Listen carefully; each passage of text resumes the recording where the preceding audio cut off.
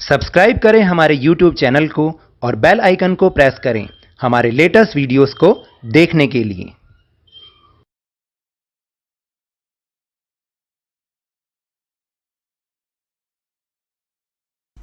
Hello and welcome to Lavneesh Sir की class. This is Directorate of Education GNCT of Delhi's worksheet number 25, and it is only for class 8 students. It has taken from the subject mathematics, and we will learn and understand cube and its properties in this worksheet. So as you all know कि आपको याद है last worksheet में हमने कुछ cube के बारे में बात की थी और हमने ये समझा था कि अगर हम किसी नंबर को 3 उसकी पावर बना दें यानी उसको 3 टाइम्स मल्टीप्लाई करें तो हमें वो क्यूब मिल जाता है, उसको हम बोलते हैं क्यूब। तो हमने ये समझा भी था और हमने 20 नंबर्स तक क्यूब फाइंड भी किया था। यानी अगर 1 की क्यूब यानी 1 रेज़ टू द पावर 3 हो तो answer is 1, 2 raise to the power 3 that is 2 cube that is 8, 2 multiply by 2 that is 8। तो इस तरीके से आज भी हम इसके बारे में कुछ और बात करेंगे। So now let's start and understand with me. यहाँ पर आप देखिएगा here is a banner given, यहाँ पे लिखा हुआ है कंटेनमेंट जोन, नो एंट्री। क्या आप जानते हैं what is containment zone? Containment zone वो होता है जहाँ पर कोरोना पॉजिटिव जो पेशेंट्स होते हैं उनका नंबर ऑफ कोरोना पेशेंट्स वो बहुत ज़्यादा हो जाते हैं। तो कितने ज़्यादा?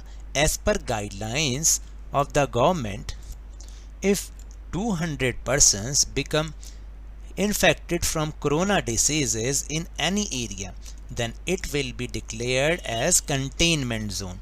और कंटेनमेंट जोन में आपको बता दूं ना तो वहाँ से कोई अंदर से कोई बाहर आता ना बाहर से उस एरिया के अंदर कोई जाता, जिससे वहाँ के जो कोरोना पॉजिटिव पेशेंट्स हैं उनका नंबर, उनकी संख्या को हम कंट्रोल कर सकें। So let's start. Today Priya was telling Ria about how an area can quickly became a containment zone within a few days। आज प्रिया ने रिया को बताया कि किस तरह से इतनी जल्दी एक एरिया जो है वो कंटेनमेंट जोन में बदल गया, वो भी थोड़े ही दिनों में। There was only one person in that area who was infected by corona in the beginning। वहाँ पर केवल एक ही व्यक्ति था जो कि कोरोना से सबसे पहले इन्फेक्टेड हुआ था। But the number of corona patients started increase day by day according to a specific pattern. और देखते ही देखते कोरोना पेशेंट्स दिन प्रतिदिन बढ़ने लग गए, वो भी एक स्पेसिफिक, एक विशेष पैटर्न के अनुसार। वो पैटर्न क्या था? Let's find. This pattern was something like this. On first day only a single person was infected, यानी सबसे पहले दिन केवल एक ही पर्सन इन्फेक्टेड था। On second day the number of people infected increase by sum of the next 2 consecutive odd numbers. यानी दूसरे दिन क्या हुआ, जितना 2 कंसेक्यूटिव ऑड नंबर्स का सम होता है ना, कंसेक्यूटिव ऑड नंबर क्या होंगे? ऑड नंबर क्या होते हैं? 1, 3, 5, 7, 9, 11, 13, जो कि 2 से डिवाइड नहीं होते।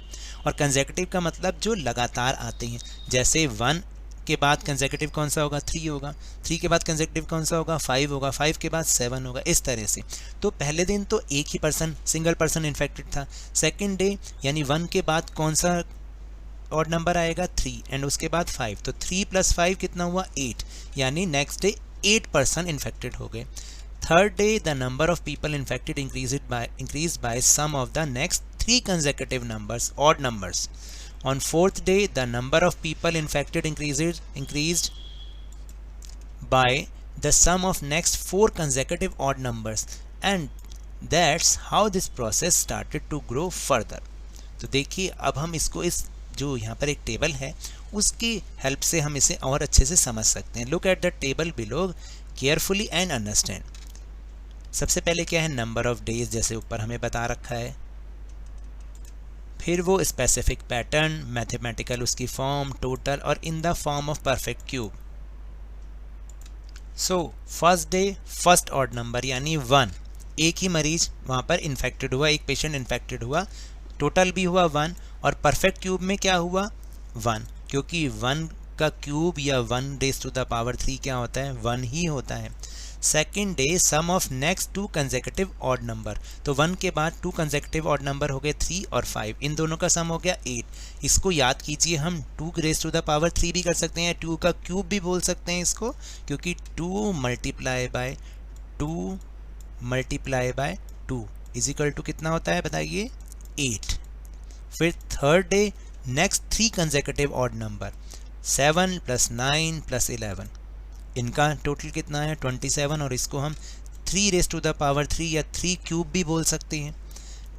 फिर fourth day 4 consecutive odd number 13, 15, 17 and 19, इनका सम कितना होता है 64, जो कि 4 रेज़ टू द पावर 3 या 4 का क्यूब भी बोल सकते हैं।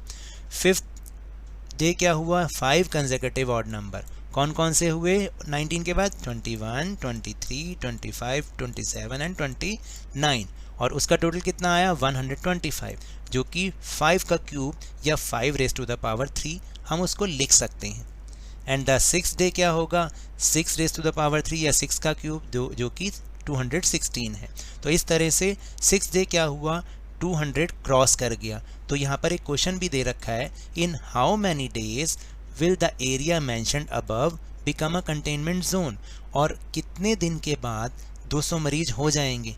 तो आप देखिए कितने दिन के बाद होंगे, दैट इज 6th डे पर, क्योंकि वो 200 प्लस हो जाएंगे according to the given pattern.